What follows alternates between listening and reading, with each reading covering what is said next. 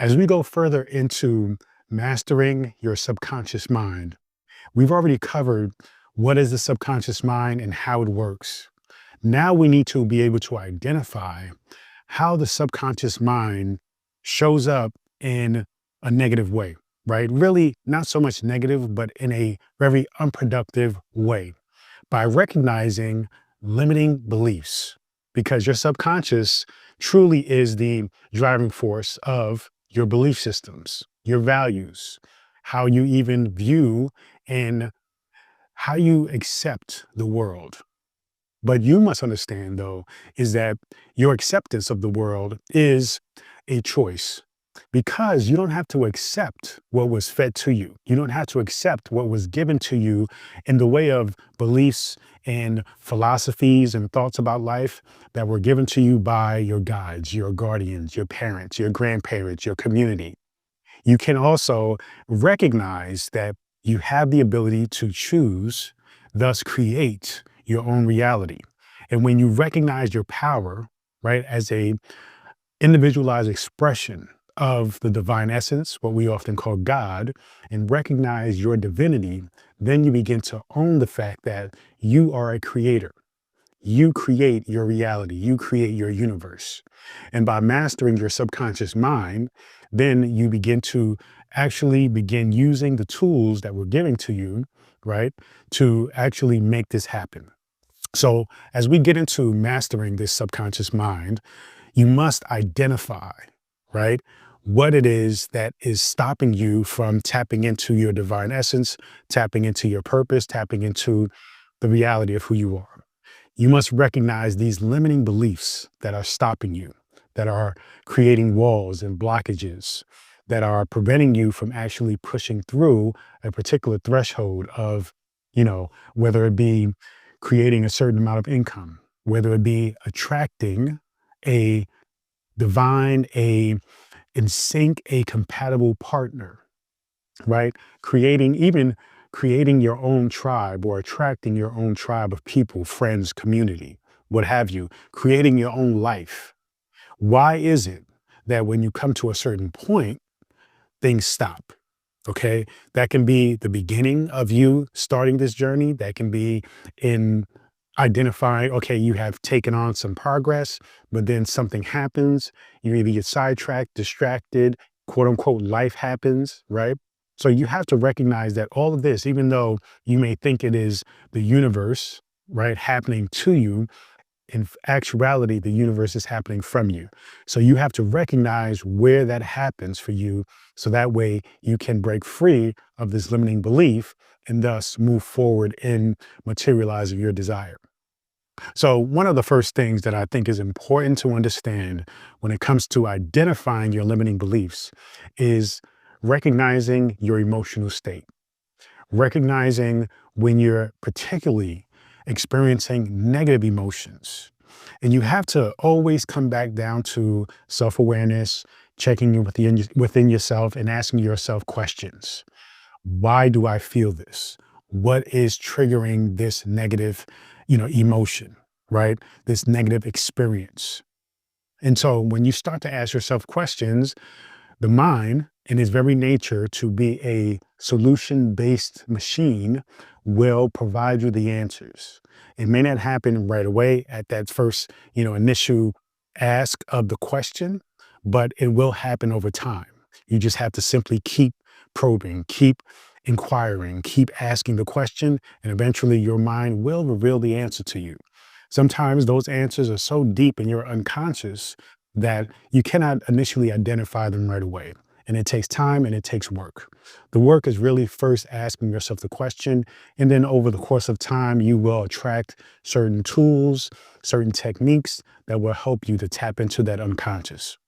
But most times it is not so deep as to being as far down as the unconscious. Sometimes you can identify those things by simply just thinking back to your childhood, thinking back to the first memory you have of, of an experience that relates to the thing that you are trying to, tap into or, unravel or experience, right? So if it's money, if you're having money issues, Ask yourself, what is the first experience you remember vividly about money?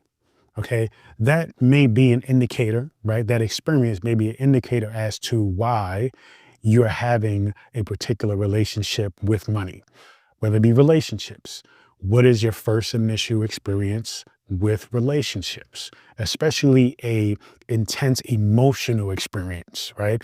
It could be identifying, the relationship between your parents and seeing how their exchange and how their compatibility and relationship worked may give you an idea as to why you may be having certain issues in relationships or why you're not attracting a particular type of person in your relationships, right? So you keep continue to think about, okay, what is it that I'm experiencing? And then what is my first experience that I can remember vividly with as it relates to this particular topic or theme? Okay. And then when you really identify having a negative association, a negative emotion, when you think about this thing, you have to understand that the negative emotional association is an indicator that there is a misalignment there.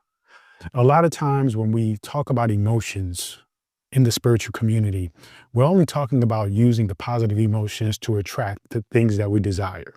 And that is valid. That is true. Positive emotions is more sustainable and it's ultimately a higher vibration, higher frequency. Thus, it is a stronger emotion. But that doesn't mean the negative emotions have no value.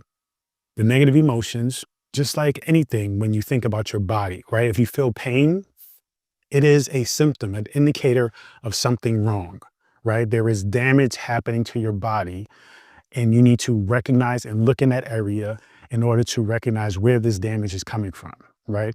Same thing with negative emotions. You have to recognize, okay, I am feeling negative emotions. What is the symptom of this? Okay. Or rather, it is a symptom of what is the question you should be asking. Where is this coming from? Okay. It is probably an ongoing thing, and it is so ongoing, you may not even be used to able to identifying it right away because you're so used to having the feeling and then just pushing it away, acting as if it is just simply a normal thing that everybody goes through. It may be common, but it definitely should not be recognized as normal, especially your normal. Your job is to identify these symptoms, link it, find where the source of that symptom is coming from, and then heal, change your perspective of it, heal the experience itself, communicate with your inner child if you have to, like literally have a conversation with your child's self, and then work your way through the process of healing, thus forgiving the experience, letting go of the experience, forgiving yourself for holding on to the experience. And that's how you begin to break down and change, right, the initial programming. Okay. But it's important to identify the limiting beliefs first by identifying the negative emotions. Okay. And then what you can do is recognize that sometimes with the limiting beliefs, they can be very apparent and very obvious. Right. So, for example, one of the exercises I teach is a simple, very, very practical and simple technique of, okay, think positive, affirm the thing that you desire, and then just wait a second or 2 seconds, a few seconds, and immediately observe. Get into a state of mindfulness where you are just simply observing the thoughts that are coming to your mind. And when you do that, if you say a statement like, I am prosperous, I am abundant, right? I attract money effortlessly and easily. Then wait for a second, observe your own thoughts, and then just simply observe what happens after. What thoughts come into your mind after? Is it a thought of doubt? Is it a thought of feeling like maybe it won't happen? Or a thought of, I'm not sure this is possible. I'm not sure this is going to happen for me. Anything like that is an indicator that there are limiting beliefs. It is important to think positively, but it is also important to recognize what is happening in the background of your conscious thoughts. So consciously, we do our affirmations. We consciously create our affirmation statement, make sure it's in the current and the most present moment. But then it is important to identify what happens in the background after you make that statement. What is happening in your mind? What is your mind saying? What is your ego saying? Right? What is ultimately your subconscious saying? Because your subconscious is a reflection of all of the patterns and all of the experiences that you've had up until this point. So when you recognize that, that is not a moment to feel guilt or shame and say, oh my God, I don't have the ability to create my own reality. It is. Okay. Trust me when I say that it is. You just have to recognize where you show up, where the limiting beliefs show up, and where they are in your mind, because they may not be something that you experience on a conscious level, right? You're into spirituality, you're reading all the books, you're watching all the videos, you're absorbing all the content. But now you have to make sure that that content is programmed into your subconscious.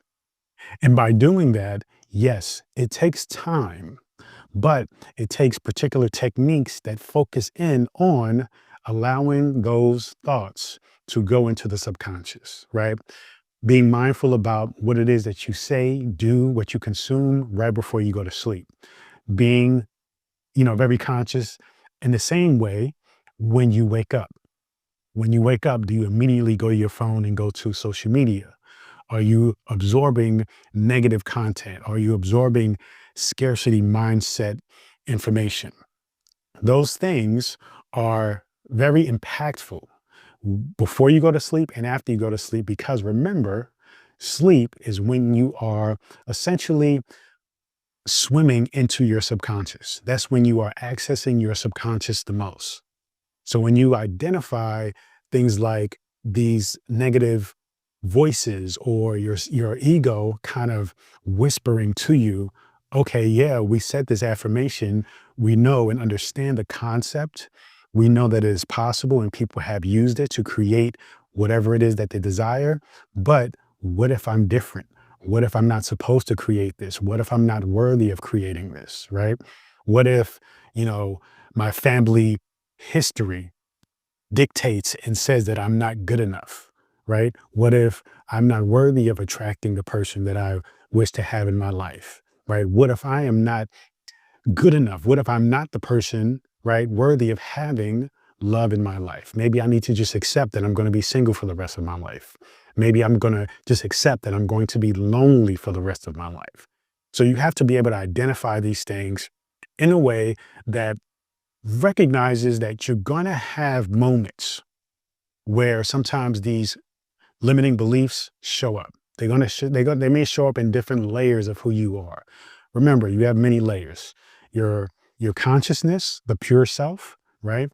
Your conscious mind, the analytical self, the subconscious mind, that part of us that absorbs and collects all the data and thus makes habits, patterns, right? Reflexes, right? Then you have your unconscious, which is the deep rooted aspect of yourself that may have repressed, trauma, memories, things of that nature that you haven't figured out how to tap into, but yet influence you. Then you have your ego, which is housed in your unconscious mind, right? And the ego has a purpose to protect you, but the ego, when it's not managed properly, can cause a lot of issues and thus really drive those limiting belief systems. So your job is to recognize all those different layers of self and then go deeper into tapping into where those belief systems come from, identifying them, understanding them, and then healing from them. Okay. Now, the next thing is recognizing your negative self talk. That is something that is very superficial, right? Because when you speak, you immediately hear it. You immediately can recognize when you say something like, I don't know if I can do that. Uh, I don't think I can do that. That's not possible for me. You're different. I'm not able to do what you can do. Things like that, where you're coming from a place of really creating those boundaries and limitations for yourself and not acknowledging that if somebody else can do it, though, yes, they may have a talent that may come natural to them, but ultimately, if anybody else can do something, achieve something, then you have the same ability. You come from the same source. You have unlimited wisdom available to you when you utilize all aspects of your mind and tap into your source, right? Your divinity. And so, though you can access anything and create anything that they've created, the real question is, what do you want? Because creating something that somebody else has created, yes, that may make you feel good momentarily, but it will not allow you to feel consistent and permanent fulfillment because it's not coming from your authentic self. You see? So you must understand that in creating that which you desire, you have to identify the things that are stopping you. And it is only you that is stopping you. It is no one else stopping you. And it is most certainly not the universe or not God. Remember, the universe and God is one with you. The universe and God wants whatever you want, right? Truly, it wants whatever you desire. It desires whatever you desire. So you have to stay with that understanding as you create and reprogram your subconscious mind to create that which you desire. So a few things we want to get into is self-awareness exercises. I talk a lot about self-awareness already, but there are some self-awareness exercises that I want to make sure you can put into practice, right? And one of those things is journaling, okay, writing things down. The importance of writing things down is something that a lot of people miss. Now, there are different levels of manifestation, different phases by which manifestation takes place. The first one is in your thoughts, in your mind. Okay. Your thoughts is where it all happens. Your thoughts essentially is a dimension of itself where as soon as you think about it, it is. You then have to communicate that with your subconscious mind, your unconscious mind, all aspects of yourself, your ego, to build a level of confidence and conviction, right? Realizing that your mind is connected with the spiritual realm. Your imagination is connected with the spiritual realm. So if you imagine it, it is instantly, right? Now, what you have to do though is translate that from the spiritual realm to the physical. Okay. Now you need to make that material. You need to materialize that. Okay. So there is a process. And everybody's process is generally like when it comes to details of it, the nuances of it, it can be different for each person. But ultimately is that it is the same, right? Thoughts, your way of being, your actions, those all play a big role. Then from the mind comes the speech, right? Where you project it out through sound and vibration when you speak it. Then it starts to become physical, meaning people can hear it. People can even feel it if you say it with energy, if you say it with emotion, right? With power, with intention. You can even inspire others with your own intention for yourself. Then the beauty of writing is that when you write it down, right, on a physical piece of paper with a physical pen, it actually is real at that point. It is materializing at that point. The words are a physical materialization of what was once a thought.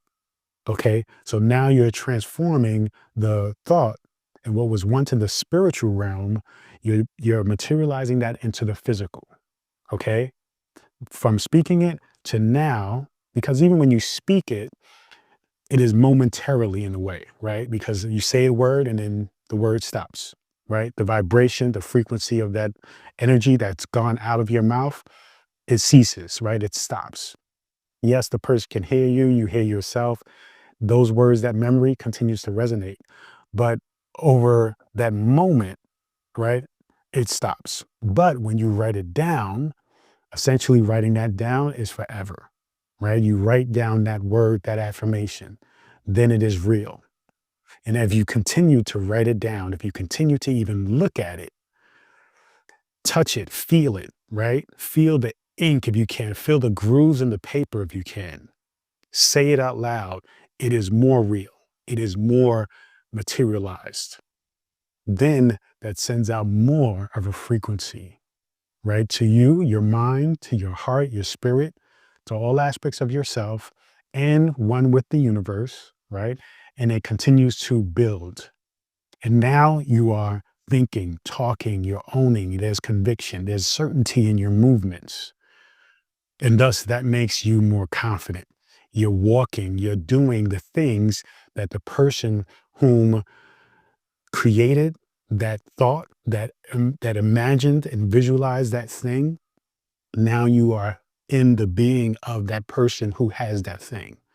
You see? And so over the course of time, and it's different for everybody because how to reprogram your subconscious will be dependent on the person, right? What happened, what programs they had, how much they believe and understand the concept, and then also how much time and effort and energy, how much intensity with the emotions they put into the reprogramming of the subconscious habit. Because emotions is what programmed it in the first place. And so you must use high intensity, positive emotions to change that programming. Okay. So writing it down is imperative. You have to identify the negative emotions, the negative thoughts. When you identify the negative emotions, the negative thoughts, then you know where you are. When you know where you are, then you can identify which direction you're going in. But if you don't know where you are, then you're basically roaming around and going in circles. This is why for many people, simply just reading a book, looking at a couple of videos isn't enough. This is why even just simply positive thinking isn't enough because it has to go deeper. Positive thinking isn't enough because if you are not identifying the problem first, what's stopping you from creating the thing that you are trying to think positively about and manifest, then your positive thinking is you just running around in circles, or you just simply walking in a forest, right? Not realizing you're going in circles because one leg is more dominant than the other. So you're taking a longer stride with one leg, right, with your right leg than the left, which eventually leads you in a big circle. You see, but if you recognize where you are, okay, by identifying the stars, the constellations above you, right, then you can understand, okay, this is where I am. The stars, the constellations above me, the North Star can direct me and show me this is the way, this is the direction I'm going in, because it also tells me where I am. Where you are is recognizing those negative thoughts and those negative belief systems, right? The negative words, right? The negative self-talk. And trust me, it is okay to recognize them. Please do not feel guilt. Do not feel shame about identifying these things. We all go through this. This is part of the journey. So you have to take it with grace, compassion, and even fun. Embrace the challenge. Embrace the ability to really look at yourself. Don't worry, you don't have to display it in front of everybody. You don't have to showcase it. You don't have to act like for other people because other people are not involved in this process. This is only for you. So you take it, you look at all aspects of yourself, you analyze it, you take the aspects of yourself that are strong, that are clear. You use that to build momentum toward healing and identifying the things that you are not so strong at, right? And then you continue to build those things up. You take those weaknesses and you slowly turn them into strengths. But it takes identifying the weakness first in order for you to do so. You see? So identifying those thoughts, especially the reoccurring thoughts, is imperative. And it should be easy to do. And if you feel like you don't have the ability or you're feeling like you're comfortable enough to share this process with other people, contact your closest friends, your closest relatives, those people who really know the core of who you are, and just ask them. When it comes to my conversation, what is it that you find I have negative thoughts about that's reoccurring, or that I have limiting beliefs about? And even whether you agree with what they say or not, please take it in. If you hear that from multiple people, right, recognize that that means that there's a pattern. That is your opportunity. Now, if you hear something just off the wall, okay, take it in. Please take note of it. But if you hear it often from multiple people, especially people who don't know each other, then please pay attention to that, because that is an indicator. That is an opportunity for you to really say, okay, this thing here, this is what's been told to me, but I don't see it for myself. Start paying attention. Start really looking at yourself differently from as much of an objective viewpoint as possible. And then that way you can identify it. And when you identify it, then you can ask yourself the question, where did this come from? When it comes to this particular category, topic, theme, what is my initial, most vivid memory, right? What happened as a child when I experienced something like this or something related to this? All right. Even teenage years, maybe even adult years, but adult years, you'll be able to identify it instantly. The more traumatic it is, especially during our later years, the easier it is to recap and think about that trauma, that experience, that memory. And then we can definitely tap into healing yourself from it. But sometimes you have to go further back to change, unproductive limiting beliefs. And sometimes that means tapping into your subconscious mind and really get into those memories and really go far back. Okay. So it's very important. Get into those childhood programs. Get into those childhood programs and identify them, communicate with that inner child, have a conversation, support that inner child to move forward from a place of love and compassion. Because going into childhood experiences and trauma isn't about blaming. It isn't about pointing fingers. It is about simply recognizing that now you are an adult and now you can take full ownership of your journey. Because when you do that, then you're allowed to move on. You're allowed to forgive, right? Again, not forgive the person, not say the person is okay now, but forgive yourself, forgive the situation, forgive your child self, right? For not knowing or not having the skills to process that particular moment in a productive way, okay? And let go of the limiting belief itself, all right? So the key here with understanding and getting over and learning how to, recognize and identify limiting programs is to get into those emotions, get into those triggers. If you're triggered, you have to identify why. Look into your speech. How are you speaking? What are you thinking? Okay. When you get into that, get into the source, get into why, get into tapping into the memory, what happened. And when you start to do that, just that alone will send you on a path of truly understanding yourself. When you start to understand yourself 100%, then you begin a beautiful process of 100% acceptance and love for yourself. And then that is where the ultimate experience of bliss and joy happens, because now you recognize and know who you are. Okay. So please take that with you and understand that you are a divine creature. You are a divine being. And there is nothing besides yourself that is stopping you from being yourself, your true self. All right. So recognize that. Let go of the idea that there are other things outside of you that's stopping you. The sooner you take ownership of yourself, the sooner you own the things that you desire. Thank you so much. Feel free. Go to drabundant.com, subscribe to my daily newsletter, and get access to this free ebook and so much more. Continue to join me on this journey. Peace and abundance always.